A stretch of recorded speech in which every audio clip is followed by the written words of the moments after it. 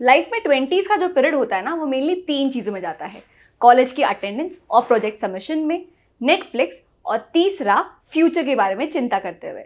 No I am pretty sure कि किसी तरह आप ऊपर के 2 ऑप्शंस तो मैनेज कर पा रहे होंगे। In this video I am going to help you manage the third one. तो भाई आगे पढ़ाई करनी है या नहीं, एग्जिस्टिंग एजुकेशन लोन का क्या होगा, कौन सी जॉब में अप्लाई करना है, इन सारी क्वेश्चंस का एक कॉमन थीम है, how to plan and secure your finances. तो स्कूल और कॉलेज का एक्सपीरियंस हमको ये सिखाता है कि एग्जाम्स में ज़्यादा मार्क्स ज़्यादा पढ़कर नहीं बट कंपैरेटिवली स्मार्टली और स्ट्रैटेजिकली पढ़कर आते हैं।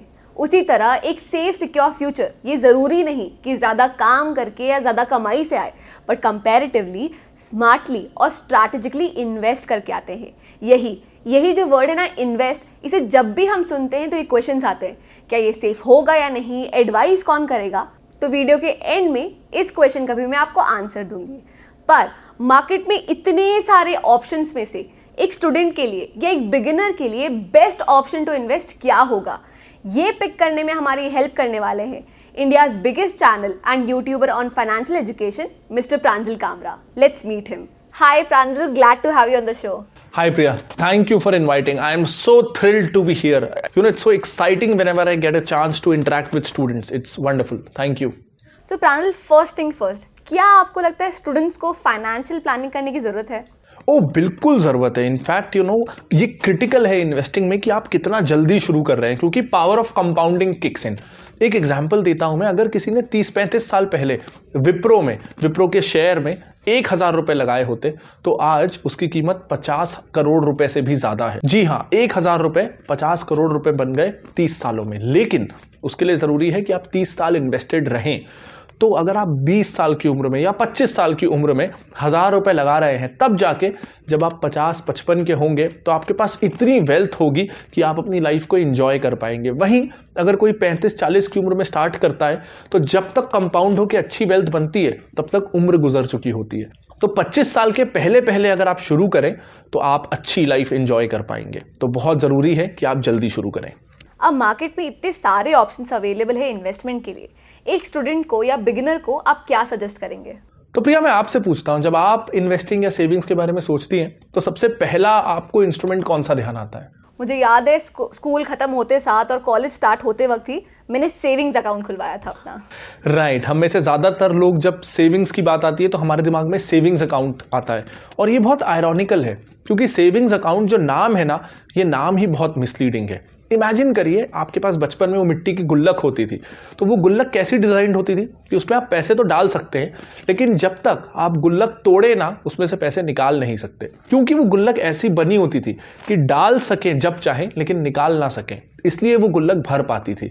बहुत सारी प्लास्टिक की गुल्लक भी आती थी जिसमें से जब मर्जी ताला खोलो और पैसा निकाल लो। उस गुल्लक को अगर हम यूज करें तो पैसे जमा ही नहीं होते थे, क्योंकि उसमें से पैसा निकालना आसान था। उसी तरह अब सेविंग्स अकाउंट के बारे में सोचते हैं। सेविंग्स अकाउंट से पैसा निकालना बहुत आसान है। आप डेबिट कार्ड से निकाल सकते हैं, क्रेडिट कार्ड से निकाल सकते हैं, नेट बैंकिंग से फूड ऑर्डर कर सकते हैं, जोमैटो, फ्लिपकार्ट, अमेजॉन, हर जगह खर्चा आप अपने सेविंग्स अकाउंट से कर सकते हैं। तो बेसिकली एक ऐसा अकाउंट जिसमें से पैसा निकालना इतना आसान हो, वो सेविंग्स अकाउंट है ही नहीं। वो एक्चुअली में एक्सपेंस अकाउंट है। वो आपको खर्च करना आसान बना देता है, बचाना आसान नहीं करता। तो सेविंग्स अकाउंट को मैं पर्सनली तो इन्वेस्टमेंट या सेविंग इंस्ट्रूमेंट ट्रीट ही नहीं करता। आप कभी उसमें पैसा बचा ही नहीं पाएंगे। तो एक और सेविंग इंस्ट्रूमेंट है जो मेरे घर पे तो बहुत हाईली डिस्कस्ड है, वो है गोल्ड। उसके बारे में आपका क्या व्यू है? राइट, सो गोल्ड एक अच्छा इंस्ट्रूमेंट हो सकता है। हम सब बचपन से घर में गोल्ड की इंपॉर्टेंस सुनते आ रहे हैं, लेकिन गोल्ड को आप किस फॉर्म में खरीद रहे हैं उस पर डिपेंड करेगा कि ये एक अच्छा इंस्ट्रूमेंट है या नहीं। जैसे ज़्यादातर घरों में इन्वेस्टमेंट के नाम पे ज्वेलरी खरीद ली जाती है। अब ज्वेलरी में मेकिंग चार्जेस बहुत होते हैं, उसमें इम्प्योरिटीज़ होती हैं, मेल्ट करने जाओ या बेचने जाओ तो मेल्टिंग चार्जेस बहुत होते हैं। तो इतने डिडक्शंस हो जाते हैं कि अल्टीमेट रिटर्न अच्छा नहीं मिलता। तो अगर आप गोल्ड एज अ ज्वेलरी ले रहे हैं, not a good investment. Gold लेने का बेस्ट तरीका है सॉवरेन गोल्ड बॉन्ड। ये बेसिकली आरबीआई का एक तरीके से डिजिटल गोल्ड है। इसमें अच्छी बात यह है कि एक तो कोई मेकिंग चार्जेस नहीं है, सेफ्टी सिक्योरिटी का कोई डर नहीं है, क्योंकि ये डिजिटली स्टोर्ड होता है तो इसमें कुछ डिस्ट्रॉय होने का भी डर नहीं। सेकेंडली, जैसे आपने 50,000 रुपए का सॉवरेन गोल्ड बॉन्ड खरीदा, यानी गोल्ड सर्टिफिकेट खरीदा, तो उस 50,000 रुपए पे आपको 2.5% इंटरेस्ट भी मिलेगा। अब आप सोचेंगे 2.5% इंटरेस्ट कौन सी बड़ी बात हो गई, लेकिन यहां पे आपको यह भी ध्यान रखना है कि 50,000 रुपए के बदले आपको डिजिटल गोल्ड मिला हुआ है। तो गोल्ड जैसे जैसे प्राइस में एप्रिशिएट होगा, जैसे जैसे गोल्ड का दाम बढ़ेगा, आपके 50,000 रुपए का भी दाम बढ़ेगा। तो इसमें दोनों चीजें मिल जाती हैं, गोल्ड जितना कैपिटल एप्रिसिएशन भी, प्लस वो हो ना हो 2.5% का इंटरेस्ट तो आपको फिक्स्ड मिल ही रहा है। तो एक तो कोई मेकिंग चार्जेस नहीं, गोल्ड वाला कैपिटल एप्रिसिएशन और 2.5% इंटरेस्ट भी, ये मिला के गोल्ड एक बहुत अच्छा इंस्ट्रूमेंट है अगर आप सॉवरेन गोल्ड बॉन्ड में इन्वेस्ट करते हैं। और एक स्टूडेंट के लिए इंस्ट्रूमेंट अच्छा भी है क्योंकि आप 4,000 रुपए से शुरू कर सकते हैं। आप चाहें तो 4,000 रुपए का भी सॉवरेन गोल्ड बॉन्ड ले सकते हैं। डिजिटली भी अब काफी ऐप्स आ गई हैं जिसके जरिए आप ले सकते हैं, तो इसे लेना भी काफी आसान है। तो सॉवरेन गोल्ड बॉन्ड, ये एक नई चीज सीखने को मिली। तो सेविंग्स अकाउंट डन और गोल्ड डन, स्टूडेंट्स के हिसाब से मुझे लगता है कि उनकी रिस्क एपेटाइट अच्छी होती है, वो रिटर्न ज्यादा एक्सपेक्ट करते हैं। तो रिटर्न्स के रिस्पेक्ट में आप कौन सा ऑप्शन सजेस्ट करेंगे? राइट, स्टूडेंट्स के साथ सबसे अच्छी बात यह है कि उनके पास सेविंग्स बहुत ज़्यादा नहीं है, लेकिन क्योंकि उनके पास कोई डिपेंडेंस नहीं है, उनके भरोसे घर नहीं चल रहा, तो वो जो उनकी थोड़ी बहुत सेविंग्स हैं उस पर ज़्यादा रिस्क लेके ज़्यादा रिटर्न्स के लिए एम कर सकते हैं। ऐसे में दो अच्छे इंस्ट्रूमेंट्स हैं, स्टूडेंट्स को इन दो इंस्ट्रूमेंट्स में इन्वेस्ट करना ही चाहिए। पहले बात करते हैं स्टॉक्स की। स्टॉक्स ने हिस्टोरिकली सबसे ज़्यादा रिटर्न दिया है सारी एसेट क्लासेस में। आप गोल्ड ले लीजिए, डेट इंस्ट्रूमेंट्स हो, रियल एस्टेट हो, इन सब के मुकाबले शेयर्स या स्टॉक सबसे ज़्यादा रिटर्न देता है। अब बेसिकली एक ब्रीफ आइडिया मैं आपको दे दूं कि स्टॉक्स क्या होता है, शेयर बाजार आपको क्या मौका दे रहा है। आज भारत के शेयर बाजार में 5,000 से ज़्यादा कंपनियां लिस्टेड है यानी अवेलेबल हैं कि आप उनमें शेयर्स खरीद सकते हैं। शेयर्स खरीदना यानी आप उसमें पार्ट ओनर बन सकते हैं, हिस्सेदारी खरीद सकते हैं, इसलिए उसका नाम शेयर है। तो 5,000 से ज़्यादा कंपनियां हैं। तो आपके पास 5,000 रुपये हों और आपको चाहिए कि मैं कार वाला बिजनेस करना चाहता हूं, तो आप टाटा मोटर्स खरीद सकते हैं। टाटा मोटर्स के पास लैंड रोवर और जैगुआर जैसी गाड़ियां हैं, आप मारुति खरीद सकते हैं। और इमेजिन करिए 5,000 रुपये में आप टाटा मोटर्स के ओनर बन रहे हैं और रतन टाटा जैसे एक्सपीरियंस्ड और दुनिया के माने हुए बिजनेस मैनेजर आपके लिए आपकी कंपनी को मैनेज कर रहे हैं फ्री ऑफ कॉस्ट। ये पावर है शेयर बाजार का कि आप बेस्ट बिजनेस चूज कर सकते हैं, बेस्ट मैनेजर्स चूज कर सकते हैं और वो आपके लिए दिन भर काम करेंगे। ये अगर आप सच में अच्छे बिजनेसेस ढूंढ रहे हैं तो बहुत अच्छी इन्वेस्टमेंट अपॉर्चुनिटी है। और जैसा मैंने विप्रो का एग्जांपल दिया था, 30 साल में 1,000 से 50 करोड़ आपकी जिंदगी बदलने का स्कोप है शेयर बाजार में। अब ये तो हो गया डायरेक्ट शेयर्स में इन्वेस्ट करना। इसमें थोड़ी मेहनत ज्यादा रहती है क्योंकि आपको खुद रिसर्च करना है, खुद जाके पता करना है कि कौन से शेयर्स में इन्वेस्ट करना है। Second option is mutual funds. Mutual funds में क्या होता है कि आप डायरेक्टली शेयर्स नहीं खरीदते। आपने 500 रुपए दिए, मैंने 500 दिए, आपने 1,000 रुपए दिए, जिसके पास जो पैसा है सब पैसा आप किसी म्यूचुअल फंड स्कीम को देते हैं। वो स्कीम बेसिकली नॉर्मल लोगों से, स्टूडेंट से, रिटेलर्स से पैसे इकट्ठा करती है और एक एक्सपीरियंस्ड स्टॉक मार्केट इन्वेस्टर को बैठाती है एज फंड मैनेजर। जितने पैसे उस स्कीम के अंदर आए वो सारे पैसे लेके वो फंड मैनेजर जो एक्सपर्ट है वो डिसाइड करता है कि इसमें से कितने का मारुति ले लें, कितने का HDFC बैंक ले लें, और आपका पैसा वो एक टीम ऑफ एक्सपर्ट्स सही जगह लगाते हैं। इसके बदले वो 1-1.5-2% कमीशन लेते हैं। तो ऐसे में आपको शेयर्स भी खुद नहीं ढूंढना, शेयर्स भी आपके लिए ढूंढने के लिए एक एक्सपर्ट बैठा हुआ है। तो इसमें रिटर्न्स थोड़े कम हो जाते हैं क्योंकि 1-2% तो कमीशन चला गया और उसके अलावा इसमें काफ़ी रिस्क कंट्रोल करने के मेजर्स होते हैं, लेकिन फिर भी गोल्ड, प्रॉपर्टी, बॉन्ड, FD से बहुत बेटर रिटर्न्स आपको इसमें मिलते हैं। तो अगर डायरेक्ट स्टॉक्स पे इन्वेस्ट करने का आपको टाइम नहीं है या हिम्मत नहीं है या आपको लगता है कि कौन ढूंढेगा कौन से शेयर्स में निवेश करना है, तो second best option is mutual funds. तो आपने जो चारों चीजें बताई, savings account, gold, mutual funds और स्टॉक्स, इन चारों को अगर हम दो कॉमन पैरामीटर्स में देखें, रिस्क और रिटर्न्स में, तो इनका क्या रिजल्ट रहेगा? राइट, तो यूजुअली ये माना जाता है कि जितना कम रिस्क उतना कम रिटर्न। तो जैसे सेविंग्स अकाउंट हो गया, आप सेविंग्स अकाउंट में आपको पता है कि आपका जो पैसा है अगर बैंक उसमें आपको 4% इंटरेस्ट ऑफर कर रहा है तो आपको वो 4% इंटरेस्ट देगा। तो लगभग ये गारंटेड है अनलेस आपने कोई छोटे मोटे कोऑपरेटिव बैंक या इस तरह के बैंक में पैसा डाल लिया। तो 4% का रिटर्न फिक्स्ड है, लेकिन 4 से 5% के बीच तो इन्फ्लेशन है यानी महंगाई है। तो बेसिकली सेविंग्स अकाउंट में आपने जो पैसा रखा है वो हर साल बढ़ नहीं रहा है। अगर इन्फ्लेशन 4% से ज़्यादा है तो आज आपके 100 रुपये अगले साल 99 रुपीज़ ही हो रहे हैं। तो सेविंग्स अकाउंट तो इन्फ्लेशन या महंगाई को भी बीट नहीं कर सकता। तो इसीलिए भी ये एक इन्वेस्टमेंट ऑप्शन है ही नहीं, हालांकि आपका पैसा बहुत सेफ है। सेकंड, एफडीज की बात कर लेते हैं। एफडीज में रिटर्न ज़्यादा मिलता है क्योंकि आप जब चाहें तोड़ नहीं सकते, तो लिक्विडिटी नहीं है। जैसे सेविंग्स अकाउंट में आप डेबिट कार्ड से खर्च कर सकते हैं, आईएमपीएस से ट्रांसफर कर सकते हैं। फिक्स डिपॉजिट में आप बोलते हैं कि साल भर के लिए मैं पैसा बैंक को दे रहा हूं, बैंक मुझे 6-7% इंटरेस्ट देगा, मैं इस पैसे को साल भर के पहले नहीं निकालूंगा, अगर मैं निकालूंगा तो बैंक मेरे से पेनल्टी लेगा। इस तरह का अरेंजमेंट होता है। तो बेसिकली फिक्स डिपॉजिट्स पे आपको 6, 6.5, 7% के आसपास का इंटरेस्ट मिल जाएगा।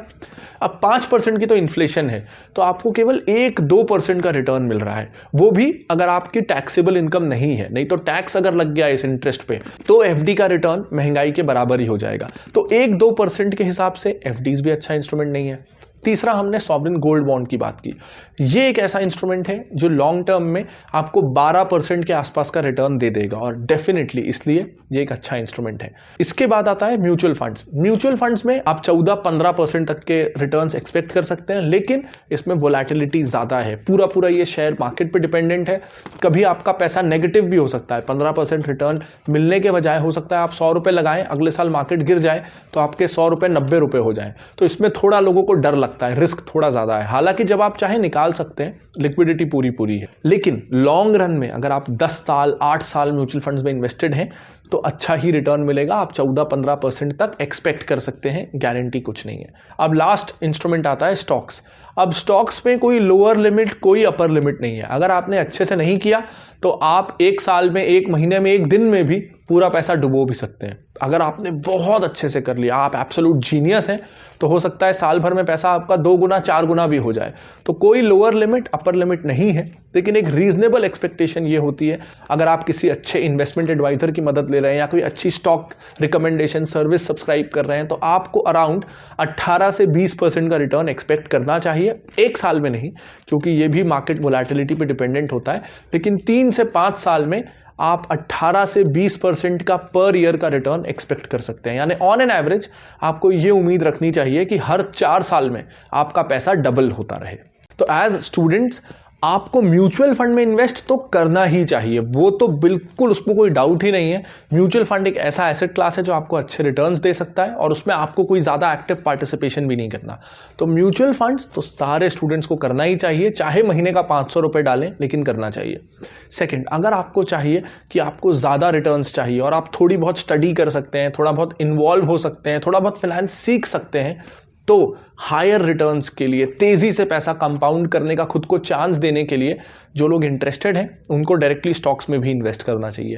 When I was a student, I was a law student as well, तो जब मैं लॉ स्टूडेंट था मैंने 3rd ईयर से स्टॉक्स में इन्वेस्टमेंट शुरू कर दिया था, एंड उसका रिजल्ट ये है कि आज 7, 8, 9 साल बाद मेरे पास एक अच्छा खासा कॉर्पस तैयार हुआ है। तो जितना जल्दी म्यूचुअल फंड या स्टॉक्स में एज स्टूडेंट्स आप इन्वेस्ट करेंगे, depending on your interest level, लेकिन इन 2 में से किसी एक को जल्दी से जल्दी शुरू करिए। तो जैसा कि प्रांजल ने बताया कि हायर रिटर्न्स के लिए बेटर ऑप्शंस है स्टॉक्स और म्यूचुअल फंड्स, और इन दोनों में ही इन्वेस्ट करने का बेस्ट ऑप्शन है अपस्टॉक्स।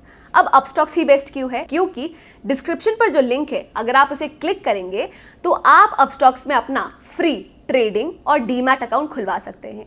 दूसरा, अपस्टॉक्स में अकाउंट खुलवाने से आप दोनों स्टॉक्स और म्यूचुअल फंड्स में ब्रोकरेज फ्री इन्वेस्ट कर पाएंगे। और तीसरा, जल्द ही अपस्टॉक्स आपको ये अपॉर्चुनिटी प्रोवाइड करेगा कि आप ग्लोबल मार्केट्स में, मतलब एप्पल, BMW, गूगल जैसे शेयर्स में भी इन्वेस्ट कर पाएंगे। दूसरा क्वेश्चन आता है सेफ्टी का। तो ये बता दो कि अपस्टॉक्स में खुद रतन टाटा ने इन्वेस्ट किया है, how much more safe can it get? और तीसरा क्वेश्चन ये आता है कि अरे भाई, अगर मैं अकाउंट खुलवा भी लूँ तो कहाँ इन्वेस्ट करना है, कहाँ नहीं, ये कौन बताएगा? तो डिस्क्रिप्शन पर जो लिंक है, अगर आप उससे अपना अकाउंट खुलवाते हैं तो आपको अपस्टॉक्स में 28,000 तक की, 28,000 तक की फ्री एडवाइजरी सर्विस भी मिलेगी। So go to the description box, click on the link and make your first investment. I hope आज का ये वीडियो आपको पसंद आया हो। अगर इन्वेस्टमेंट को लेकर आपको कोई भी क्वेरी हो तो let me know in the comment box, I will be happy to help. That's it for now. See you in the next video. Bye bye.